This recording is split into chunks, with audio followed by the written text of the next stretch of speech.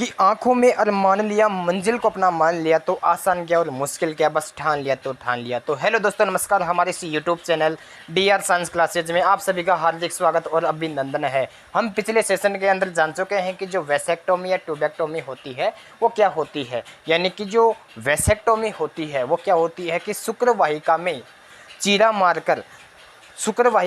मारकर दोनों को एक छोटा सा भाग निकालकर उन दोनों भागों को गांठ बांध दिया जाता है, जिससे जो शुक्राणु होता है वो मादा की योनि में केवल द्रव्य ही स्खलित किया जाता है, शुक्राणु नहीं। क्योंकि जो शुक्राशय होता है वो वीर्य का 60 से 70% भाग बनाता है, लेकिन वहाँ बांध देने से वो जो शुक्राणु है वर्षण की तरह बने हुए वो शुक्राशय में नहीं पहुंच पाते हैं, जिससे शुक्राशय या वीर्य का निर्माण नहीं होता है। ठीक है, आज के सेशन में हम बात करने वाले हैं सहगर्भता का चिकित्सीय समापन, या इसको हम बोल सकते हैं MTP, यानी कि मेडिकल टर्मिनेशन ऑफ प्रेगनेंसी। ठीक है, MTP medical termination of pregnancy, सहगर्भता का चिकित्सीय समापन, आज के इस सेशन में हम बात करने वाले हैं। तो दोस्तों स्टार्ट करते हैं हमारे इस सेशन को बिना कुछ देरी के लिए। हम बिल्कुल की पॉइंट के माध्यम से एक एक पॉइंट को क्लियर करते हुए हम आगे की ओर बढ़ने वाले हैं। तो देखते हैं सहगर्भता का चिकित्सीय समापन, यानी कि ये होता क्या है। सहगर्भता का चिकित्सीय समापन होता क्या है, देखिए। यानी कि गर्भ अवस्था पूर्ण होने से पहले, कब, जब गर्भ अवस्था से पूर्ण होने से पहले जानबूझकर या खुद की इच्छा से गर्भ अवस्था को प्रेरित करना ही क्या कहलाता है, सहगर्भता का चिकित्सीय समापन कहलाता है। ठीक है, यानी कि इसकी मेन बात क्या है कि गर्भ अवस्था पूर्ण होने से पहले ही, यानी कि गर्भ अवस्था पूर्ण होने से पहले ही जानबूझकर या खुद की इच्छा से या स्वेच्छा से गर्भ को प्रेरित करना क्या कहलाता है, सहगर्भता का चिकित्सीय समापन कहलाता है। हम इसको एक एक यानी कि नोट्स के साथ में ऐड करते जाएंगे तथा बारीकी के साथ में अध्ययन करते जाएंगे, तो बने रहे अंत तक। ठीक है, हम यहाँ पे टाइप कर लेते हैं।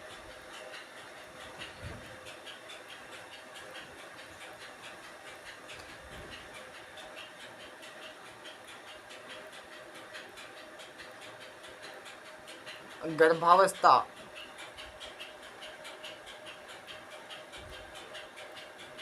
पूर्ण होने से पहले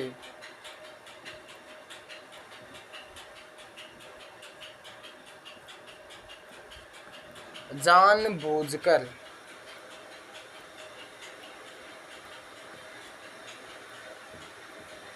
या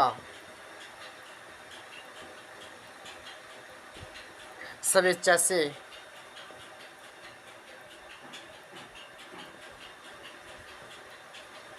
गर्भाधान को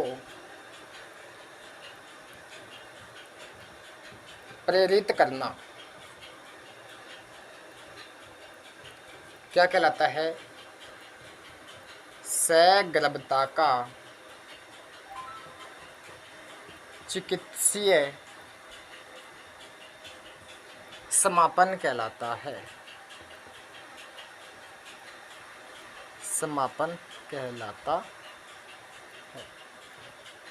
यानी कि ये MT है, मेडिकल टर्मिनेशन ऑफ प्रेगनेंसी, यानी कि गर्भ अवस्था पूर्ण होने से पहले ही सहगर्भता को, यानी कि गर्भावस्था को पूर्ण होने से पहले ही जानबूझकर या स्वेच्छ इच्छा से गर्भधान को प्रेरित करने की जो प्रोसेस होती है, जो प्रक्रिया होती है, वो क्या कहलाती है, सहगर्भता का चिकित्सीय समापन या MTP कहलाती है। अब MTP जो होती कैसी है, या अपने जो भारत में है, प्रत्येक वर्ष में दुनिया भर में कितनी MTP करवाई जाती है। तो ठीक है, इसकी बात करते हैं कितनी करवाई जाती है। पहले देखिए, पहले जो मैं पॉइंट लिखता हूँ वो क्या लिखता हूँ कि जो MTP है प्रत्येक वर्ष भर में,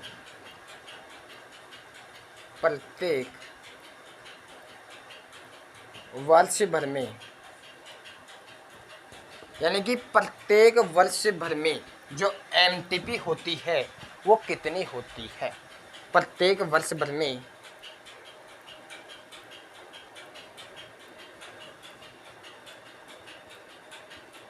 विश्व भर में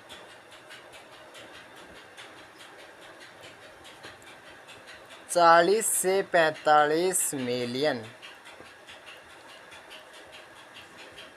MTP करवाई जाती है जो सगर्भताओं का 1/5 भाग है। यानी कि प्रत्येक वर्ष भर में या दुनिया भर में 40 से 45 मिलियन एमटीपी करवाई जाती है, जो सगर्भता का कितना 1/5वां भाग होता है। ठीक है, अब देखिए जो सगर्भता होती है, जो एमटीपी होती है, वो क्या होती है कि इसको अनचाही, यानी कि हम देखते हैं कि एमटीपी को गलत यानी कि गैर कानूनी स्वीकृति किया गया है किसमें 1971 में। सन 1971 में एमटीपी को गैर कानूनी स्वीकृति किया गया है, यानी कि एमटीपी विशेष परिस्थितियों में ही होना है।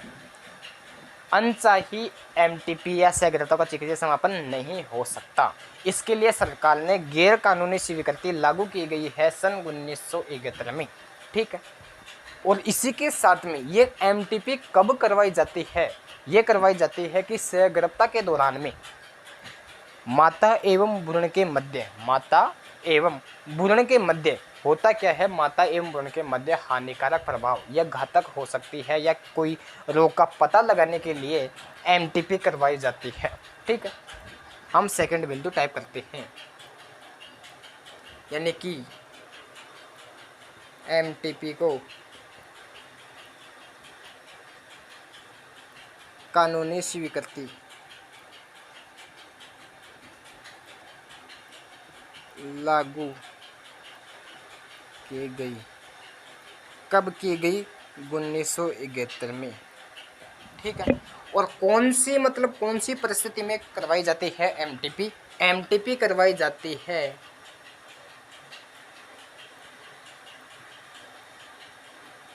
विशेष परिस्थिति में माता व भ्रूण के मध्य हानिकारक प्रभाव या घातक होने की स्थिति में, यानी कि एमटीपी विशेष परिस्थिति में, यानी कि माता व भ्रूण के मध्य हानिकारक प्रभाव या घातक स्थिति होती है, उसके मध्य ही क्या करवाई जाती है? एमटीपी करवाई जाती है, मेडिकल टर्मिनेशन ऑफ प्रेगनेंसी करवाई जाती है। ठीक है, अब एमटीपी जो होती है वो कितनी एमटीपी कब करवाई जानी चाहिए, यानी कि कब सुरक्षित मानी चाहिए है? अत्यधिक, है ना। इसको भी हम टाइप करते हैं पहले, लेकिन इसको हटा लेते हैं। ठीक है, आप इसका स्क्रीनशॉट ले सकते हैं या आप इसको की पॉइंट के माध्यम से ऐड कर सकते हैं। ठीक है, आप कर दीजिए। मैं इसको ऊपर से हटा लेता हूँ।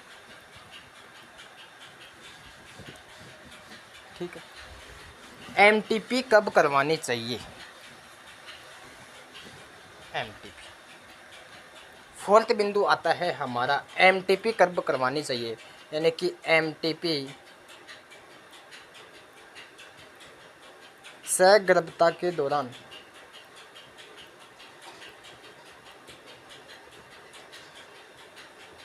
प्रथम तिमाही में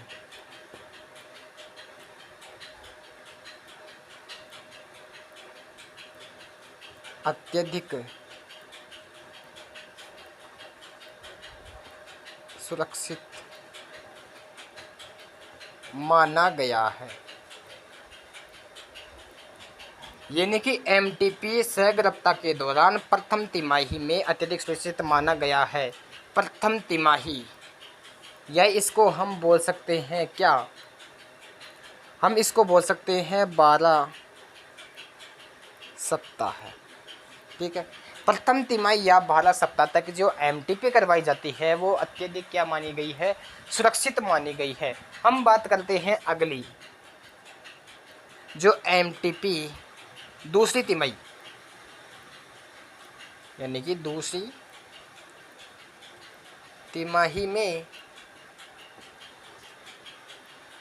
दूसरी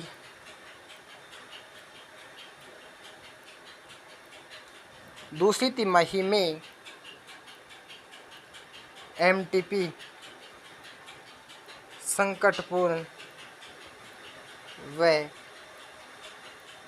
जानलेवा साबित हो सकती है, साबित हो सकती है। ठीक है, यानी कि दूसरी तिमाही में जो एमटीपी होती है वो संकटपूर्ण या जानलेवा साबित हो सकती है। यानी कि तीसरी तिमाही के अंदर एमटीपी नहीं करवाई जा सकती, या करवाई जाती है तो वो संकटपूर्ण होती है या आपके लिए घातक साबित हो सकती है या जानलेवा साबित हो सकती है। तो ये था हमारा सगर्भता का चिकित्सीय समापन या MTP, medical termination of pregnancy. ठीक है, तो ये था हमारा सगर्भता का चिकित्सीय समापन। अगली जो बात करने वाले हैं, हम करने वाले हैं एसटीडी। ठीक है, सेक्सुअली ट्रांसमिटेड डिजीज। ठीक है, इसको हम आगे टाइप करने वाले हैं। तब तक के लिए आप इसका स्क्रीनशॉट ले सकते हैं या आप इसको की पॉइंट के माध्यम से नोट्स में ऐड कर सकते हैं। ठीक है दोस्तों,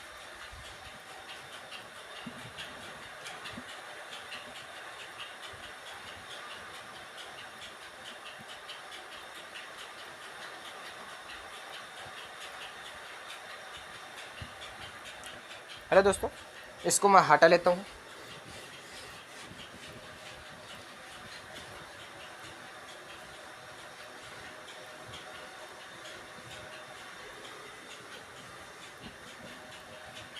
अब आएगा हमारा टॉपिक नया है एसटीडी, यानी कि sexually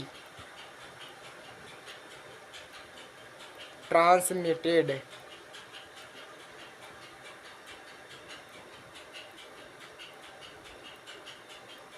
disease, sexually transmitted disease STD. STD की बात करने वाले हैं, सेक्सुअली ट्रांसमिटेड डिजीज, यानी कि जो मनुष्य में क्या होता है। ठीक है, इसको हाँ, मनुष्य में होने वाले यौन संबंधों के माध्यम से, मनुष्य में होने वाले यौन संबंधों के माध्यम से ऐसी होने वाली ऐसी बीमारियां या ऐसा रोग जो व्यक्ति में एक स्थान से दूसरे स्थान में स्थानांतरित होता है। मनुष्य में यौन संबंधों के कारण होने वाली ये एक ऐसी बीमारी है या ऐसा रोग है जो एक व्यक्ति से दूसरे व्यक्ति में फैलता है या स्थानांतरित होता है, वो कहलाती है एसटीडी, यानी कि सेक्सुअली ट्रांसमिटेड डिजीज। ठीक है, ये था एसटीडी, यानी कि हम टाइप कर लेते हैं इसको कि मनुष्य में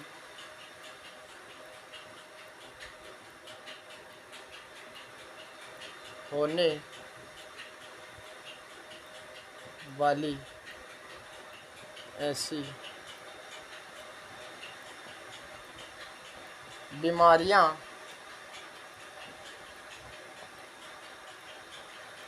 जो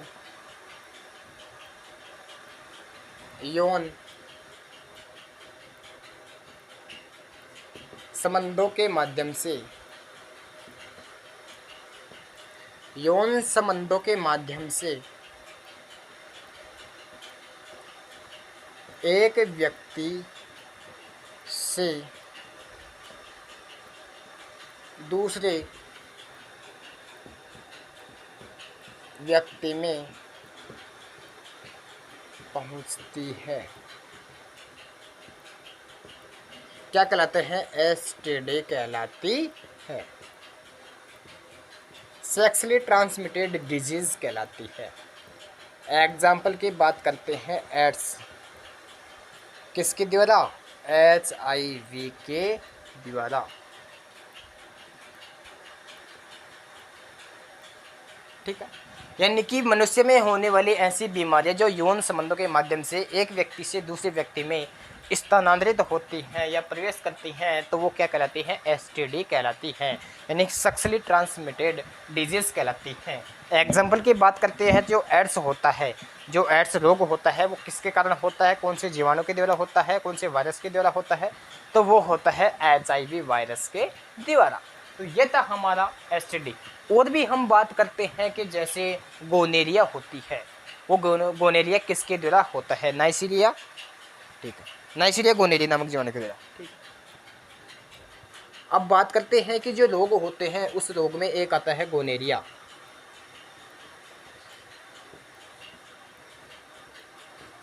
नाइसेरिया,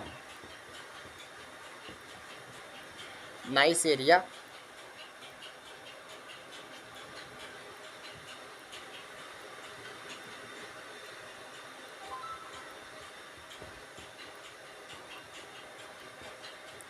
जीवाणु द्वारा। एक होता है हेपेटाइटिस बी,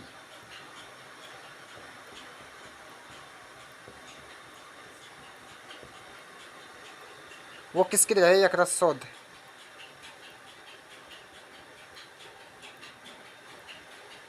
ठीक है, तो ऐसे कुछ रोग हैं, और भी रोग हैं जो एसटीडी के द्वारा होते हैं। ठीक है, ये था एसटीडी ट्रांसमिटेड डिजीज, मनुष्य में होने वाली ऐसी बीमारी जो संबंध के माध्यम से एक व्यक्ति से दूसरे व्यक्ति में स्थानांतरित होती है, एसटीडी कहलाती है। जैसे गोनोरिया, नाइसीरिया गोनेरी यानी कि जीवाणु के द्वारा होती है, हेपेटाइटिस बी यानी कि यकृत शोथ के द्वारा होती है।